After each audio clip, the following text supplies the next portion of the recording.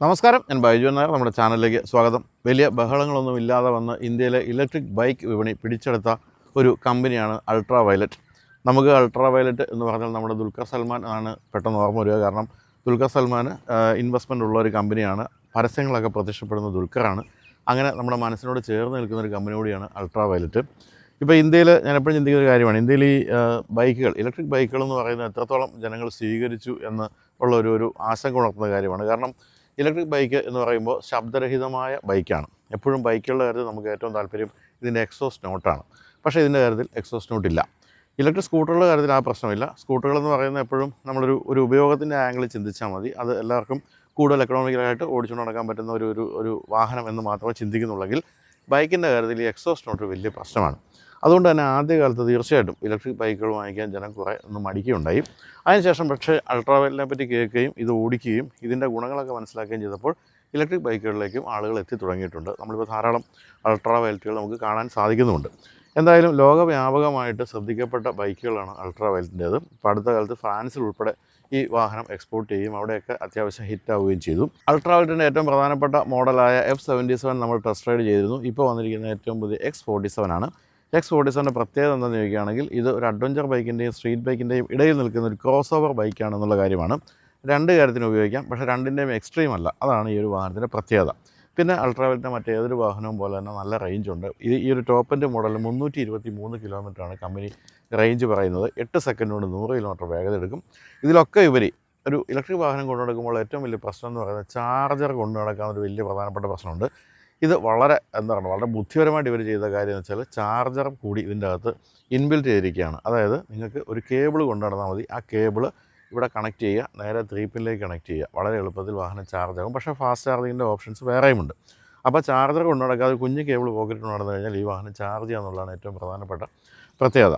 പിന്നെ മറ്റു പല കാര്യങ്ങളുമുണ്ട്. ഇപ്പോൾ F77 കുറേ പോരായ്മകൾ എന്തൊക്കെയാണ് യൂസർ ഫീഡ്ബാക്ക് എന്നുള്ളത് നോക്കിയിട്ട് തന്നെയാണ് ഇതിൻ്റെ കാര്യത്തിൽ പലതും ചെയ്തിരിക്കുന്നത്. ഇപ്പോൾ ഉദാഹരണമായിട്ട് ഇതിൻ്റെ ഈ ഒരു ഹാൻഡിൽ എന്ന് പറയുന്നത് വൈഡൻ ചെയ്തിട്ടുണ്ട്. അതുപോലെ തന്നെ സീറ്റിൻ്റെയും മറ്റു പൊസിഷനിങ് ഒക്കെ വളരെ ഗംഭീരമാക്കിയിട്ടുണ്ട്. ഇപ്പോൾ F77 ഇതിൻ്റെ ധാരാളം കാര്യങ്ങൾ ഇവർ ഷെയർ ചെയ്യുന്നുണ്ട്. പക്ഷേ ഏറ്റവും പ്രധാനപ്പെട്ട വ്യത്യാസം എന്താണെന്ന് ചോദിച്ചാൽ കാഴ്ചയുടെ കാര്യത്തിൽ, ഡിസൈൻ്റെ കാര്യത്തിൽ പാടെ മാറിയിട്ടുണ്ട്. കൂടാതെ ഏറ്റവും പ്രധാനപ്പെട്ട കാര്യം ഇതിൻ്റെ ടെക്നോളജി പാടെ മാറിയിട്ടുണ്ടെന്നുള്ള കാര്യമാണ്. ടയേഴ്സ് മാറി, അങ്ങനെയുള്ള പല കാര്യങ്ങളുമുണ്ട്. കൂടാതെ സസ്പെൻഷൻ ട്രാവൽ ഇത്രയധികമുള്ള മറ്റ് ഒരു ബൈക്കുമില്ല. അത്രയും സോഫ്റ്റാണ്. ഫ്രണ്ടിലും ബാക്കിലുമുള്ള സസ്പെൻഷൻ ട്രാവൽ കൂട്ടിയതുകൊണ്ട് നല്ല സസ്പെൻഷനായി മാറിയിട്ടുണ്ട്. 170 mm ആണ് ഇതിൻ്റെ സസ്പെൻഷൻ ട്രാവൽ എന്ന് പറയുന്നത്. അത് എപ്പോഴും ഓഫ് റോഡിൽ ഗുണം ചെയ്യുന്ന ഒരു കാര്യമാണ്. അങ്ങനെ പല പ്രത്യേകതകളുണ്ട്. കൂടാതെ നല്ല രസകരമായ ഒരു ഡിസൈനുണ്ട്. വേണമെങ്കിൽ സൂപ്പർ ബൈക്ക് എന്ന് വിളിക്കാവുന്ന രീതിയിലുള്ള ഡിസൈനുണ്ട്. അങ്ങനെയൊക്കെയുള്ള ഏറ്റവും പുതിയ X47 ആണ് നിങ്ങൾ കാണാൻ പോകുന്നത്. എന്താണ് ഈ X47 എന്ന് പറയുന്ന പേരെന്ന് ചോദിക്കുകയാണെങ്കിൽ മനുഷ്യനില്ലാതെ പറക്കുന്നത്, അതായത് അൺമാൻഡ് ആയിട്ടുള്ള ഒരു സ്റ്റെൽത്ത് എയർക്രാഫ്റ്റ് നിർമ്മിക്കപ്പെട്ടിരുന്നു. അതിൻ്റെ പേരാണിപ്പോൾ ഈ വാഹനത്തിന് വിട്ടിരിക്കുന്നത്. അതുകൊണ്ട് തന്നെ ആ ഒരു ലുക്കും ഭാവവും പെർഫോമൻസും എല്ലാം തന്നെ നമുക്ക് X47 നിന്ന് കിട്ടുന്നുണ്ട്. അപ്പോൾ നമുക്കിനി വാഹനത്തിന് ഒന്ന് അടുത്ത് കാണാം. പല കാര്യങ്ങളും F77 നിന്ന് കടം കൊണ്ടിട്ടുണ്ടെങ്കിൽ പോലും അതൊന്നും അതിൻ്റെ ഒന്ന് പൊസിഷനൊക്കെ മാറ്റിയതുകൊണ്ട് നമുക്ക് പെട്ടെന്ന് മനസ്സിലാകില്ല എന്ന് മാത്രമേ ഉള്ളൂ. തന്നെ വല്ല ഡിസൈൻ പാടെ മാറിയിട്ടുണ്ടല്ലോ. ഇപ്പോൾ ഉദാഹരണമായിട്ട് ഈ ഹെഡ്ലാമ്പ് നമ്മൾ F77 കണ്ടു തന്നെയാണെങ്കിലും ഇത് അല്പം കൂടി മുകളിലേക്ക് മാറിയപ്പോഴേക്കും അതിൻ്റെ ആ ഒരു സാദൃശ്യം അങ്ങ് ഒഴിവായി. എന്നാലും വളരെ ഷാർപ്പായിട്ടുള്ള LED ഹെഡ്ലാമ്പാണ്. അത് പക്ഷേ വളരെ ചെറിയ ഒരു കൺസോളാണ് എന്നുള്ളത് മാത്രമേ ഉള്ളൂ. അതിന് ചുറ്റും ഡേറ്റ റണ്ണിംഗ് ലാമ്പാണ് ഈ ഒരു വൈറ്റ് കാണുന്നത് നിങ്ങൾ. അപ്പോൾ ഹെഡ്ലാമ്പിൻ്റെ ചെറിയ കൺസോളിന് താഴെയായിട്ട് ഇവിടെ ഒരു ബീക്ക് കൊടുത്തിട്ടുണ്ട്. അത് വളരെ രസകരമാണ്. തന്നെ F77 നിന്ന് വ്യത്യസ്തമാക്കി നിർത്തുന്ന ഒരു കാര്യം അതാണെന്ന് പറയാം. ബ്ലാക്കാണ് മഡ്ഗാർഡിൻ്റെ ഭാഗത്ത് കൊടുത്തിരിക്കുന്നത്. സൈഡിലായിട്ട് UV DSC എന്നുള്ള ആ ഒരു ബാഡ്ജിങ് ഉണ്ട്. കൂടാതെ അലോയ് വീലിൻ്റെ കാര്യത്തിൽ വലിയ വ്യത്യാസം സംഭവിച്ചില്ലെങ്കിലും ഇത് 17 ഇഞ്ച് ടയേഴ്സായിട്ട് മാറിയിട്ടുണ്ട്. ചെറിയ കാര്യങ്ങളിൽ പോലും ഉള്ളവരുടെ ശ്രദ്ധയാണ് നമ്മൾ ഈ കാണുന്നത്. ബ്ലാക്ക് അലോയിൽ ആ ഒരു വൈറ്റ് കൊടുത്ത് അതൊക്കെ നല്ല ഭംഗിയാക്കിയിട്ടുണ്ട്. അതുപോലെ അലോയ് തന്നെ കാണാൻ നല്ല ഭംഗിയാണ്. പിന്നെ ചെറിയൊരു വിൻഷീൽഡ്, അതോടൊപ്പം തന്നെ നല്ല ഭംഗിയുള്ള രൂപത്തോട് ചേർന്ന് നിൽക്കുന്ന ഇൻഡിക്കേറ്ററുകൾ, LED ഇൻഡിക്കേറ്ററുകൾ കൊടുത്തിട്ടുണ്ട്. അൾട്രാ വയലറ്റ് എന്നുള്ള ബാഡ്ജിങ് ഇവിടെയും കാണാം. ഇപ്പോൾ ഇതിനൊരു പുതിയ ഒരു കാസ്റ്റ് അലൂമിനിയം സബ് ഫ്രെയിം വന്നിട്ടുണ്ട്. അതാണ് F77 എന്നുള്ള മറ്റൊരു വ്യത്യാസമായിട്ട് പറയുന്നത്. കുറച്ചുകൂടെ സ്ട്രോങ് ആയി വാഹനം മാറിയിട്ടുണ്ട്. തന്നെയല്ല ബാറ്ററിയുടെ പാർട്സൊക്കെ നമുക്ക് കാണാവുന്ന രീതിയിലാണ്. പക്ഷേ അത് കാഴ്ചയിൽ ബാറ്ററിയാണെന്ന് തോന്നാത്ത രീതിയിൽ നല്ല ഭംഗിയായിട്ടാണ് ഇൻ്റഗ്രേറ്റ് ചെയ്തിരിക്കുന്നത്. അതിനൊരു ചെറിയ ക്രാഷ് ഗാർഡ് പോലുള്ള ഭാഗം അവിടെയും കൊടുത്തിരിക്കുന്നു. സൈഡ് പ്രൊഫൈലിൽ ഒന്നും മുഴച്ച് നിൽക്കുന്നില്ല. അതാണ് ഏറ്റവും ഭംഗിയുള്ളൊരു കാര്യം. ശരിക്കും ഒരു അഡ്വഞ്ചർ ബൈക്കിൻ്റെ ലുക്ക് തന്നെയാണ് ഇതിന് കൊടുത്തിരിക്കുന്നത്. ഹീറോയുടെയൊക്കെ അഡ്വഞ്ചർ ബൈക്ക് ഉപയോഗിക്കുന്നവർക്ക് കാഴ്ചയിൽ അതുപോലെയൊക്കെ തോന്നും. പക്ഷേ ഇത് ഇലക്ട്രിക് ബൈക്കാണെന്നുള്ള കാര്യം കൂടി മനസ്സിലാക്കാം. ഇലക്ട്രിക് ബൈക്കിൻ്റെ കാര്യത്തിൽ ഇവർക്ക് ഏറ്റവും ഡിസൈൻ ചെയ്യാൻ എളുപ്പമുള്ളൊരു കാര്യം എന്ന് പറയുന്നത് ഇങ്ങനെ തള്ളി നിൽക്കാതെ ഡിസൈൻ ചെയ്യാൻ പറ്റുമെന്നുള്ളതാണ്. കാരണം എഞ്ചിൻ്റെ പാർട്സൊന്നും അങ്ങനെ പുറത്തേക്ക് കാണുന്നില്ല. അതുകൊണ്ട് തന്നെ വളരെ സ്ലീക്കായിട്ടാണ് കൊടുത്തിരിക്കുന്നത്. ഈ ബോഡി പാനലിൻ്റെയൊക്കെ ആ ഒരു ഫ്ലോ എന്ന് പറയുന്നത് അങ്ങേയറ്റം ഭംഗിയായിട്ടുണ്ട്. സുഖമായിട്ട് കയറി ഇരിക്കാവുന്ന രീതിയിൽ കാല് വെച്ചിരിക്കാവുന്ന രീതിയിലുള്ള ഫുട് പഗൊക്കെയാണ് കൊടുത്തിരിക്കുന്നത്. 200 mm ഉണ്ട് ഇതിന് ഗ്രൗണ്ട് ക്ലിയറൻസ്. അതുകൊണ്ട് തന്നെ അഡ്വഞ്ചർ ബൈക്കായിട്ട് നമുക്ക് കണക്കാക്കാവുന്നതാണ്. അതുപോലെ തന്നെ സീറ്റ് ഹൈറ്റ് 820 mm ഉണ്ട്. അതായത് ഏത് ഹൈറ്റുള്ളവർക്കും, ഏറ്റവും ഹൈറ്റുള്ളവർക്കും അല്പം ഉയരം കുറഞ്ഞവർക്കും സുഖമായിരുന്ന് യാത്ര ചെയ്യാവുന്ന ആ ഒരു സീറ്റിംഗ് പൊസിഷനുണ്ട്. അതോടൊപ്പം തന്നെ പില്ലൻ റൈഡർക്ക് മോശമല്ലാതിരിക്കാവുന്ന രീതിയിലാണ് സീറ്റിൻ്റെ പൊസിഷൻ കൊടുത്തിരിക്കുന്നത്. ഇത് ഞാൻ തുറന്ന് വെച്ചിരിക്കുകയാണ് കേട്ടോ. അത് നമുക്കിതിൻ്റെ അടിയിലുള്ള ഭാഗങ്ങളൊക്കെ കാണാൻ വേണ്ടിയാണ്. ഇവിടെ വരുമ്പോൾ ഇതാണ് ഈ ചാർജർ എന്ന് പറയുന്ന സംഭവം. ഇതാണ് നിങ്ങൾ കയ്യിൽ കൊണ്ടു നടക്കേണ്ടിയിരുന്നെങ്കിൽ അത് ഭംഗിയായിട്ട് ഇൻ്റഗ്രേറ്റ് ചെയ്തിരിക്കുകയാണ് ടോപ്പ് എൻഡ് മോഡലിൽ. അല്ലെങ്കിൽ ഇവിടെ ഒരു ഒഴിഞ്ഞ ഭാഗമേ നിങ്ങൾക്ക് കാണാൻ സാധിക്കുള്ളൂ. ഇത് പക്ഷേ ഭംഗിയായിട്ട് ഇൻ്റഗ്രേറ്റ് ചെയ്തിരിക്കുന്നു. നമ്മളിവിടെ ഇതങ്ങോട്ട് തുറക്കുക. എന്നിട്ട് ഇവിടെ കാണുന്ന ഈ ചെറിയ ഭാഗം, ഈ ചെറിയ ഭാഗത്തൊരു കണക്ടറുണ്ട്. ഒരു കണക്ടറും അതുപോലെ തന്നെ ചെറിയൊരു കേബിളും കണക്ട് ചെയ്ത് നേരെ നിങ്ങൾക്ക് 3 പിന്നിലേക്ക് കണക്ട് ചെയ്താൽ വാഹനം ചാർജ് ആകും. അപ്പോൾ വളരെ എളുപ്പമാണ് ആ ഒരു കാര്യം. എന്നാൽ നിങ്ങൾക്ക് അല്ലാതെ രീതിയിൽ ചാർജ് ചെയ്യണമെങ്കിൽ അതിനുള്ള സ്ലോട്ടാണ് അവിടെ കാണുന്നത്. ഇതൊരു മാഗ്നറ്റിക് സംഭവമാണ്. അങ്ങ് അടഞ്ഞോളും, സംഭവം കഴിഞ്ഞു. അപ്പോൾ എന്തായാലും വളരെ എളുപ്പത്തിൽ നമുക്ക് ചാർജിങ് സാധ്യമാകുന്നു എന്നുള്ളൊരു വലിയ സംഭവം തന്നെയാണ്. പിന്നെ പിൻഭാഗത്തേക്ക് വരുമ്പോഴാണെങ്കിലും വളരെ സ്ലീക്കായിട്ടുള്ള പിൻഭാഗം, ഒരു ഗ്രാബ് റെയിൽ കൊടുത്തിട്ടുണ്ട്. അതോടൊപ്പം തന്നെ ഈ മഡ് ഗാർഡ് പോലുള്ള ഭാഗങ്ങളും പിന്നെ ഭംഗിയായിട്ട് ഇൻ്റഗ്രേറ്റ് ചെയ്ത ഈ ഒരു ടേൺ ഇൻഡിക്കേറ്റർ മാത്രമേ പറയാനുള്ളൂ. അപ്പോൾ കാഴ്ചയിൽ വളരെ ഭംഗിയുള്ള മോഡലാണ്. അതോടൊപ്പം തന്നെ ടെക്നോളജിയുടെ കാര്യത്തിലും വളരെ മുന്നിലാണെന്നാണ് നമുക്ക് പറയേണ്ടത്. ഡിസ്ക് ബ്രേക്കും കാര്യങ്ങളും എല്ലാം തന്നെ മുന്നിലും പിന്നിലും കൊടുത്തിട്ടുണ്ട്. ഒരു മോണോകോക്ക് സസ്പെൻഷനാണ് അവിടെ കൊടുത്തിരിക്കുന്നത്. ഞാൻ പറഞ്ഞല്ലോ, സസ്പെൻഷൻ്റെ കാര്യത്തിൽ സസ്പെൻഷൻ ട്യൂണിംഗ് ആണ് ഇതിൻ്റെ ഏറ്റവും പ്രധാനപ്പെട്ട ഒരു കാര്യം എന്ന് പറയുന്നത്. 170 mm സസ്പെൻഷൻ ട്രാവൽ എന്ന് പറയുമ്പോൾ എത്രത്തോളം ഫ്ലോട്ട് ചെയ്തായിരിക്കും വാഹനം പോകുക എന്നുള്ള കാര്യം മനസ്സിലാക്കുക. പിന്നെ ഇപ്പോൾ പുതുതായിട്ട് വന്നിരിക്കുന്ന ഈ ഹാൻഡിൽ ബാറിൻ്റെ കാര്യത്തിൽ കുറച്ചുകൂടി വൈഡൻ ചെയ്തെന്ന് ഞാൻ പറഞ്ഞല്ലോ. അത് സീറ്റിൻ്റെ പൊസിഷൻ ചെയ്യുന്ന രീതിയിൽ 24.6 ആണിപ്പോൾ റൈറ്റ് ആംഗിൾ എന്ന് പറയുന്നത്. എന്ന് പറഞ്ഞാൽ സുഖമായിട്ട് നിവർന്ന് വരുന്ന ഓടിക്കാം, വേണമെങ്കിൽ അല്പം കുനിഞ്ഞ് വരുന്ന ഓടിക്കാൻ പറ്റുന്ന രീതിയിലാക്കിയിട്ടുണ്ട്. ഇപ്പോൾ നിങ്ങൾ F77 കണ്ട അതേ സ്ക്രീനാണ് നിങ്ങളിവിടെ കാണുന്നത്. വളരെ ഷാർപ്പായ സ്ക്രീനാണ്. ഏതൊരു വെയിലത്തും നന്നായിട്ട് കാണാൻ സാധിക്കുന്ന രീതിയിലാണ്. ഇപ്പോൾ 54% ആണ് ഇതിൻ്റെ ചാർജ് കാണിക്കുന്നത്. റേഞ്ച് 144. അപ്പോൾ നമ്മൾ ഇനി എൻ്റെ മെനുവിലേക്ക് പോവുകയാണെങ്കിൽ മൈ X47 എന്ന് പറയുന്ന വാഹനമായിട്ട് ബന്ധപ്പെട്ട കാര്യങ്ങൾ, നാവിഗേഷനൊക്കെ നമ്മളിതാ പെട്ടെന്ന് തന്നെ ലോഡ് ചെയ്യുന്നുണ്ട്. പിന്നെ അതിന് ശേഷം വന്ന my trips, settings, controls, documents, bluetooth, battery. അതോടെ പ്രധാനപ്പെട്ട ഒരു കാര്യമാണ് ഇപ്പോൾ നിങ്ങൾ താഴെ കാണുന്നത് TPMS, tyre pressure monitoring system എന്ന് പറയുന്നത് ഈ ടോപ്പ് എൻഡ് മോഡലിൽ കൊടുത്തിട്ടുണ്ട്. അതും നല്ലൊരു കാര്യമാണ്. പിന്നെ നമ്മൾ ഇവിടെ വരുമ്പോൾ ഈ സ്റ്റാർട്ട് സ്റ്റോപ്പ് സ്വിച്ചിൽ തന്നെ നമുക്ക് ഇതിൻ്റെ മോഡുകളുണ്ട്, റൈഡ് മോഡുകൾ. അതായത് ഒരു മിനിറ്റ്, നമുക്ക് തിരിച്ചു പോയിട്ടുണ്ട്. ഓക്കെ, ഇപ്പോൾ താഴെയായിട്ട് നിങ്ങൾ കോമ്പാറ്റ് എന്ന് എഴുതിയിരിക്കുന്നൊരു ഇത് കാണാം. അത് നമ്മളൊന്ന് ചേഞ്ച് ചെയ്താൽ ബാലിസ്റ്റിക്കാണ് ഏറ്റവും പവറുള്ള മോഡ്. അതോടൊപ്പം തന്നെ ഗ്ലൈഡ് എന്ന് പറയുന്നത് നമ്മുടെ അതൊരു പേര് തന്നെ സൂചിപ്പിക്കുന്നുണ്ടല്ലോ. അങ്ങനെ 3 മോഡുകൾ കൊടുത്തിട്ടുണ്ട്. അപ്പോൾ അതുകൊണ്ട് തന്നെ ഏത് തരത്തിൽ റേഞ്ച് നിങ്ങൾക്ക് കൂടെ വേണമെങ്കിൽ അല്പം സോഫ്റ്റ് ആയിട്ടുള്ള ഒരു റൈഡ് മോഡിൽ പോവുക, അല്ലെങ്കിൽ നിങ്ങൾക്ക് ഫാസ്റ്റായിട്ട് ബാലിസ്റ്റിക്കിലൊക്കെ പോകാൻ സാധിക്കും. അപ്പോൾ അങ്ങനെ വളരെ യൂസർ ഫ്രണ്ട്ലി ആണ്, വളരെ ഫാസ്റ്റാണ്. അതുപോലെ നല്ല ഇൻ്റർഫേസും കാര്യങ്ങളൊക്കെ ഉണ്ടെന്നുള്ള കാര്യം നമുക്ക് മനസ്സിലാക്കാം. വളരെ നല്ല ക്ലാരിറ്റിയുള്ള സ്ക്രീനുമാണ് കൊടുത്തിരിക്കുന്നത്. അപ്പോൾ ഇതൊക്കെയാണ് പ്രധാനമായിട്ടും നമുക്ക് വാഹനത്തിൻ്റെ രീതികളെപ്പറ്റി പറയാനുള്ളത്. എന്തായാലും രസകരമായ രൂപം, അതോടൊപ്പം ചേർന്ന് നിൽക്കുന്ന ഈ ഒരു ടെക്നോളജി, അതെല്ലാം കൂടിയാണ് ഇപ്പോൾ ഈ ഒരു വാഹനത്തെ കൂടുതൽ ശ്രദ്ധേയമാക്കാൻ പോകുന്നത്. എനിക്ക് തോന്നുന്നു F77 കൂടുതൽ ആൾക്കാർ ശ്രദ്ധിക്കാൻ പോകുന്ന ഈ ഒരു വാഹനമായിരിക്കും. കാരണം ഇതിന് ഒരു സ്ട്രീറ്റ് ബൈക്കിൻ്റെയും അതുപോലെ തന്നെ ഒരു അഡ്വഞ്ചർ ബൈക്കിൻ്റെയും രൂപമാണ്. പെർഫോമൻസിൻ്റെ കാര്യത്തിലും അങ്ങനെ തന്നെയാണോ എന്ന് നോക്കി നോക്കാം.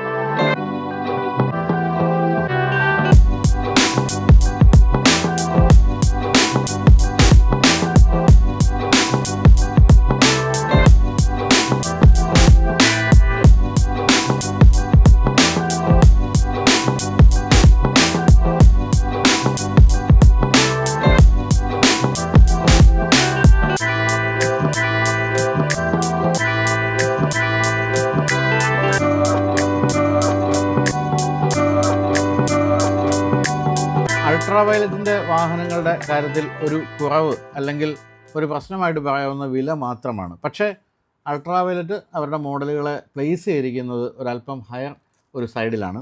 അതായത് തീരെ വില കുറഞ്ഞ ഇലക്ട്രിക് ബൈക്കുകൾ വിൽക്കുന്ന കമ്പനി എന്നുള്ള പേര് അൾട്രാ വയലറ്റിന് താല്പര്യമില്ലാന്ന് തോന്നുന്നു. ഏതറിൻ്റെ കാര്യത്തിലും ഏതാണ്ട് ഇതുപോലെ തന്നെയാണ് കാര്യങ്ങൾ. ഏതർ അവരെ സ്വയം വിളിക്കുന്ന BMW ഓഫ് സ്കൂട്ടേഴ്സ് എന്നോ മറ്റുമാണ്. അപ്പം അവരും അത് ഏറ്റവും ടോപ്പ് എൻഡ് പൊസിഷൻ നിർത്തിക്കൊണ്ടുള്ളൊരു വിൽപ്പന മതി എന്നാണ് തീരുമാനിച്ചിരിക്കുന്നത്. പക്ഷേ ഇത്തരത്തിലുള്ള മോഡലുകളുടെ നിർമ്മാണ നിലവാരവും അതോടൊപ്പം തന്നെ ഇതിൽ ഉപയോഗിച്ചിരുന്ന സോഫ്റ്റ്വെയറും മറ്റും നോക്കുമ്പോൾ വില കൂടുതലാണെന്ന് പറയാൻ പറ്റില്ല. കാരണം സോഫ്റ്റ്വെയർ ഇഷ്യൂസ് ഒന്നും ഇല്ലാത്ത രീതിയിലെല്ലാം പക്കയായിട്ടെല്ലാം ചെയ്ത് ഭംഗിയാക്കി തന്നെയാണ് ഇവരുടെ മോഡലുകളെല്ലാം ഇവർ വിപണിയിൽ എത്തിക്കുന്നത്. എന്തായാലും പുതിയ X47 ഓടിച്ചു തുടങ്ങുമ്പോൾ നമുക്ക് ഏറ്റവും ഇഷ്ടപ്പെടാൻ സാധ്യതയുള്ളതിൻ്റെ ഹാൻഡിലിൻ്റെ പൊസിഷനാണ്. ഞാൻ നേരത്തെ സൂചിപ്പിച്ച പോലെ F77 നിന്ന് വ്യത്യസ്തമായിട്ട് റൈറ്റ് ആംഗിൾ ഒന്ന് മാറ്റിയിട്ടുണ്ട്. റൈറ്റ് ആംഗിൾ എന്ന് പറഞ്ഞാൽ നമ്മൾ സീറ്റിലിരുന്ന് കഴിയുമ്പോൾ അതും ഈ ഒരു ഹാൻഡിൽ ബാറുമായിട്ടുള്ള ആ ഒരു പൊസിഷനാണ് പറയുന്നത്. 24.5 ഡിഗ്രിയാണ് ഇപ്പോൾ പുതിയ മോഡലിൽ കൊടുത്തിരിക്കുന്ന റൈറ്റ് ആംഗിൾ. സുഖമായിട്ടിരിക്കാം. അതുപോലെ തന്നെ ഫുഡ് പെഗ് ആയാലും എല്ലാം കൊള്ളാം. സീറ്റ് ഒരല്പം ഫേമാണ് എന്ന് വേണമെങ്കിൽ പറയാം. പക്ഷേ സസ്പെൻഷൻ അതുപോലെ സ്മൂത്ത് ആയതുകൊണ്ട് തന്നെ ഒരല്പം ഫേമായില്ല സീറ്റെങ്കിൽ അത് ബുദ്ധിമുട്ടുണ്ടാക്കും. അതുകൊണ്ടായിരിക്കും അങ്ങനെ ചെയ്തിരിക്കുന്നത്. എന്തായാലും 200 മില്ലിമീറ്റർ ഗ്രൗണ്ട് ക്ലിയറൻസ് എന്ന് പറയുന്നത് നമുക്ക് ഇന്ത്യയിൽ ഏത് സ്ഥലത്ത് ഓടിച്ചു നടക്കാൻ ഇതിനെ പ്രാപ്തമാക്കുന്നുണ്ട്. അതോടൊപ്പം തന്നെ ഒരു ഓൾ ടെറൈൻ ബൈക്ക് അല്ലെങ്കിൽ ഒരു അഡ്വഞ്ചർ ബൈക്കിന് പറ്റുന്ന രീതിയിലുള്ള ഗ്രൗണ്ട് ക്ലിയറൻസ് ആണെന്ന് പറയാം. അതോടൊപ്പം 170 mm എന്ന് പറയുന്ന ഈ ഒരു വീൽ ട്രാവൽ, സസ്പെൻഷൻ്റെ വീൽ ട്രാവൽ കൂടെ ആകുമ്പോഴത്തേക്കും ഗംഭീരമായ ഒരു ഡ്രൈവിംഗ് പൊസിഷനാണ്. എന്ന് തന്നെയല്ല എനിക്ക് തോന്നിയത് ഈ ഒരു വാഹനം ഇതിനെ പ്ലേസ് ചെയ്തിരിക്കുന്ന ക്രോസ് ഓവർ എന്നൊക്കെ പറഞ്ഞാണെങ്കിൽ ഇതൊരു ഡേ ടു ഡേ ബൈക്ക് തന്നെയാണ്. നിങ്ങൾക്ക് സുഖമായിട്ട് വീട്ടിൽ നിന്ന് ഓടിച്ച് ഓഫീസിൽ പോവുകയും തിരിച്ചു വരികയും ചെയ്യാൻ പറ്റുന്ന ഒരു ഡെയിലി കമ്മ്യൂട്ടറായിട്ട് ഉപയോഗിക്കുന്ന ഒരു വാഹനമാണിത്. എന്തായാലും പെർഫോമൻസ് തന്നെയാണ് ഈ വാഹനത്തിന് പ്രധാനപ്പെട്ട ഒരു കാര്യം. എപ്പോഴും നമ്മൾ ഇത്തരത്തിലുള്ള ഒരു ഹൈ എൻഡ് ബൈക്കുകളുടെ കാര്യത്തിൽ ഇതിൻ്റെ എക്സോസ്റ്റ് നോട്ടാണ് പ്രധാനമായിട്ട് നമ്മൾ പരിഗണിക്കുന്നതെങ്കിൽ ഇതിൻ്റെ കാര്യത്തിൽ അതില്ല എന്ന് മാത്രമേ ഉള്ളൂ. അല്ലെങ്കിൽ ഏതൊരു ബൈക്കിനെയും തോൽപ്പിക്കുന്ന ഒരു പെർഫോമൻസ് നമുക്ക് കിട്ടുന്നുണ്ട്. 40 HP ആണ് മാക്സിമം പവർ ഈ ടോപ്പ് എൻഡ് മോഡലിൽ. പക്ഷേ തൊട്ട് താഴെയുള്ള മോഡലുകളിലേക്ക് പോകുമ്പോൾ അത് 36.5 ആകുന്നുണ്ട്. അതോടൊപ്പം തന്നെ 40 HP പവറുള്ള ഈ ടോപ്പ് എൻഡ് മോഡൽ 100 Nm ആണ് ടോർക്കെങ്കിൽ 90 Nm ആയിട്ട് കുറയുന്നുണ്ട് താഴെയുള്ള മോഡലുകളിൽ. 8 സെക്കൻഡ് മതി 100 km എടുക്കാൻ. 145 km ആയിട്ട് മാക്സിമം സ്പീഡ് ലിമിറ്റ് ചെയ്തിട്ടുണ്ട്. അതുപോലെ തന്നെ F77 പോലെ തന്നെ 3 റൈഡിംഗ് മോഡുകളും 4 ട്രാക്ഷൻ കൺട്രോൾ മോഡുകളും 10 റീജൻ മോഡലുകളും കൊടുത്തിട്ടുണ്ട്. അപ്പോൾ ഏത് തരത്തിലും നിങ്ങൾക്ക് മാക്സിമം പവർ, അതോടൊപ്പം തന്നെ മാക്സിമം ട്രാക്ഷൻ, അതോടൊപ്പം തന്നെ മാക്സിമം റേഞ്ച്, ഇത്രയും കാര്യങ്ങൾ നിങ്ങൾ ഉപയോഗിക്കുന്ന പോലെ ആയിരിക്കും ഇത്തരത്തിലുള്ള റേഞ്ചുകളെല്ലാം, ഇത്തരത്തിലുള്ള മോഡുകളെല്ലാം മാറ്റുമ്പോൾ. ബാലിസ്റ്റിക് എന്ന് പറയുന്ന ആ മോഡിൽ ആക്സിലറേഷൻ ഗംഭീരമാണ്.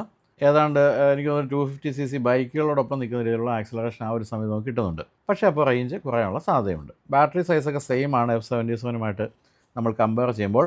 7.1 കിലോവാട്ടിൻ്റെയും അതുപോലെ തന്നെ 10.3 കിലോവാട്ടിൻ്റെയും 2 ബാറ്ററി പാക്കുകളാണ് കൊടുത്തിരിക്കുന്നത്. അതിൽ ഈ 10.3 കിലോവാട്ടിൻ്റെ ബാറ്ററി പാക്കിനാണ് 323 km റേഞ്ച് പറയുന്നത്. പക്ഷേ 290 വരെ കിട്ടുന്നവരുണ്ട്, 300 കിട്ടുന്നവരുണ്ടെന്നാണ് പറയുന്നത്. മര്യാദയ്ക്ക് പിടിച്ചാൽ 300 കൂടുതലും കിട്ടുമെന്നാണ് കമ്പനി അവകാശപ്പെടുന്നത്. എന്തായാലും X47 ചാർജിങ്ങിൻ്റെ കാര്യത്തിലാണ് വളരെ വ്യത്യസ്തമായ സമീപനം കമ്പനി സ്വീകരിച്ചിരിക്കുന്നത്.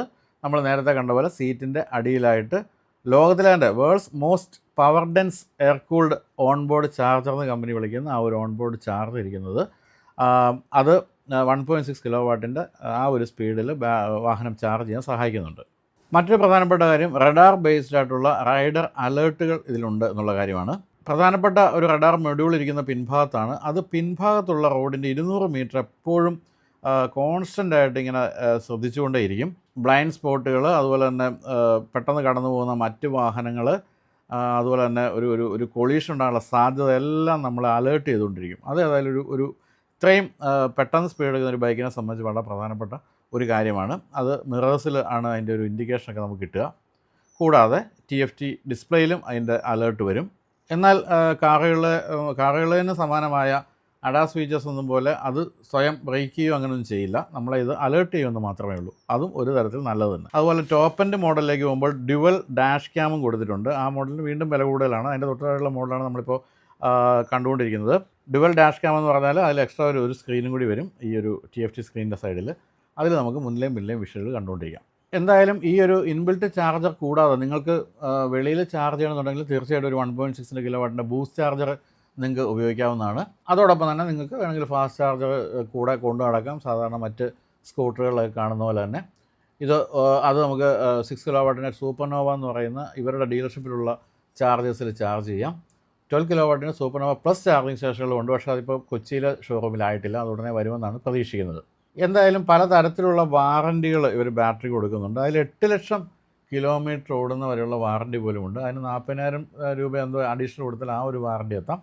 അല്ലെങ്കിലും 3 ലക്ഷം കിലോമീറ്റർ, 1 ലക്ഷം കിലോമീറ്റർ അങ്ങനെയുള്ള വാറൻറ്റികൾ ലഭ്യമാണ്. അപ്പോൾ അതുകൊണ്ട് തന്നെ അത്തരത്തിലുള്ള ആശങ്കകളൊന്നും ആവശ്യവുമില്ല. എന്തായാലും നല്ലൊരു അനുഭവമാണ് അൾട്രാ വയലറ്റിൻ്റെ ഏറ്റവും പുതിയ ഈ ഒരു X47 എന്ന് പറയുന്ന മോഡൽ സമ്മാനിക്കുന്നത്. ഞാൻ നേരത്തെ പറഞ്ഞ പോലെ ഇതിൻ്റെ കാഴ്ചയിലൊരു സൂപ്പർ ബൈക്കിൻ്റെ രൂപമൊക്കെ ആണെങ്കിലും നിങ്ങൾക്ക് ഡേ ടു ഡേ യൂസിന് സുഖമായിട്ട് ഉപയോഗിക്കാം. അതുപോലെ തന്നെ 300 കിലോമീറ്ററോളം ചാർജ് കിട്ടുകയാണെങ്കിൽ നിങ്ങൾക്ക് എത്ര ദിവസം വേണമെങ്കിലും ഓടിച്ചുകൊണ്ട് നടക്കാൻ പറ്റുന്ന അത്രയും ചാർജുണ്ട്. കൂടാതെ ബിൽഡ് ക്വാളിറ്റി എന്ന് പറഞ്ഞാൽ ഗംഭീരമാണ്. പിന്നെ മറ്റൊരു ബൈക്കിലും കാണാത്ത റഡാർ ബേസ്ഡ് അലേർട്ടുകൾ പോലുള്ള കാര്യങ്ങൾ, ടോപ്പനിലേക്ക് പോയ ഡാഷ് ക്യാമും ഉണ്ട്. അങ്ങനെ മൊത്തത്തിൽ ബൈക്കുകളുടെ രീതികളെ പൊളിച്ചടുക്കുകയാണ് ഈ ഒരു മോഡൽ എന്ന് പറയുന്നത്.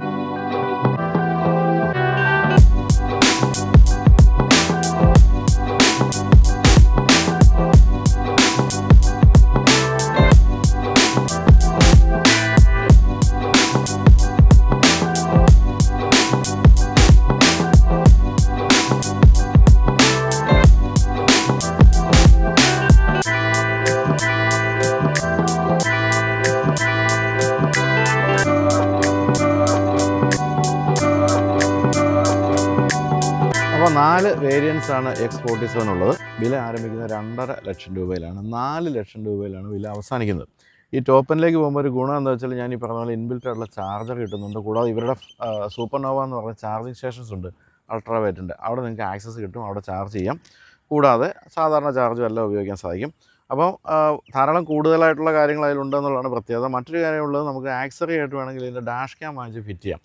ഫ്രണ്ടിലും ബാക്കിലുമുള്ള വിഷ്വൽസ് കാണാവുന്ന രീതിയിലുള്ള ഡാഷ് ക്യാം വാങ്ങിച്ച് ഫിറ്റ് ചെയ്യാം. അതുകൂടാതെ first in segment radar based ആയിട്ടുള്ള ഒരു റൈഡർ അസിസ്റ്റൻസ്, അത്തരം കാര്യങ്ങളെല്ലാം കൊടുത്തിട്ടുണ്ട്. എന്നെ എപ്പോഴും അതിശയിപ്പിക്കുന്ന കാര്യം ഞാൻ പലപ്പോഴും പറഞ്ഞിട്ടുള്ളതാണ്. ഈ ഇപ്പോൾ ഹീറോ മോട്ടോകോർപ്പോ അല്ലെങ്കിൽ ബജാജ് അങ്ങനെയുള്ള വാഹന നിർമ്മാണ കമ്പനികൾക്ക് പതിറ്റാണ്ടുകളുടെ എക്സ്പീരിയൻസ് ആണല്ലോ വാഹന നിർമ്മാണത്തിലും എല്ലാ കാര്യങ്ങളിലും.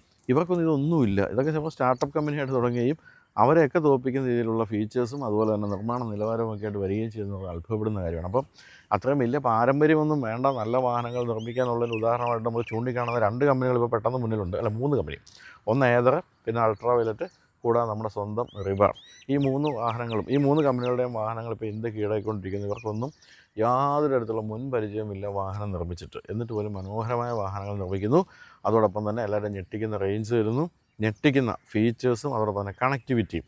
ഇത്തരം കാര്യങ്ങളെല്ലാം ഇഷ്ടം പോലെയാണ് ഈ വാഹനങ്ങളെല്ലാം തന്നെ. അതുകൊണ്ട് തന്നെ ഇവരെ പ്രോത്സാഹിപ്പിക്കാൻ നമ്മുടെ ആവശ്യം കൂടിയാണ്. ഇത്തരത്തിലുള്ള കമ്പനികൾ വരട്ടെ, കുത്തകയൊക്കെ പൊളിയട്ടെ. വലിയ വലിയ പാരമ്പര്യം പറയുന്നുണ്ട്, കുത്തക പൊളിഞ്ഞ് നല്ല നല്ല വാഹനങ്ങൾ നമുക്ക് കിട്ടട്ടെ എന്ന് ആശംസിക്കുന്നു. അപ്പോൾ എന്തായാലും അൾട്രാ വയലറ്റിന് എല്ലാവിധ ആശംസകളും നേരുന്നു. ഇനി നമ്മൾ കാത്തിരിക്കുന്ന ടെസ്റാക്ട് എന്ന് പറയുന്ന ആ സ്കൂട്ടറായിട്ടാണ്. അത് എക്സിബിറ്റ് ചെയ്ത് ധാരാളം പേര് വാങ്ങിക്കല്ല ബുക്ക് ചെയ്യുണ്ടായി. പക്ഷേ ഇപ്പോഴും അവർ പറയുന്ന അടുത്ത വർഷം ആദ്യമേ അത് കൊണ്ടുവരികയുള്ളൂ എന്നുള്ള കാര്യമാണ്. അത് മറ്റൊരു കാര്യമാണ്. നമ്മുടെ ചില വാഹന നിർമ്മാതാക്കൾ വാഹനം എക്സിബിറ്റ് ചെയ്ത പിറ്റേ ദിവസം അത് റോഡിലെത്തിക്കുക, എന്നിട്ട് പരീക്ഷണം മുഴുവൻ നമ്മുടെ മേലാണ് നടന്നത്. ഇവരൊക്കെ അങ്ങനെയല്ല, വെയിറ്റ് ചെയ്ത് എല്ലാ തരത്തിലുള്ള എക്സ്പീരിയൻസും കഴിഞ്ഞ് വാഹനം റോഡ് വേർത്തിയാണ് എന്ന് മനസ്സിലാക്കിയിട്ട് ലോഞ്ച് ചെയ്യുള്ളൂ. അപ്പോൾ അത്തരം കാര്യങ്ങളിലും ഇവർ എല്ലാം ശ്രദ്ധിക്കുന്നുണ്ട് എന്ന് മനസ്സിലാക്കാം. അപ്പോൾ നമ്മുടെ ദുൽഖറിനോട് കുറച്ചുകൂടെ പൈസ അതിൽ ഇൻവെസ്റ്റ് ചെയ്ത് ഗംഭീരമാക്കട്ടെ അൾട്രാ വയലറ്റ് എന്ന് ആശംസിക്കുന്നു. അപ്പോൾ വീഡിയോ കണ്ട എല്ലാവർക്കും നന്ദി.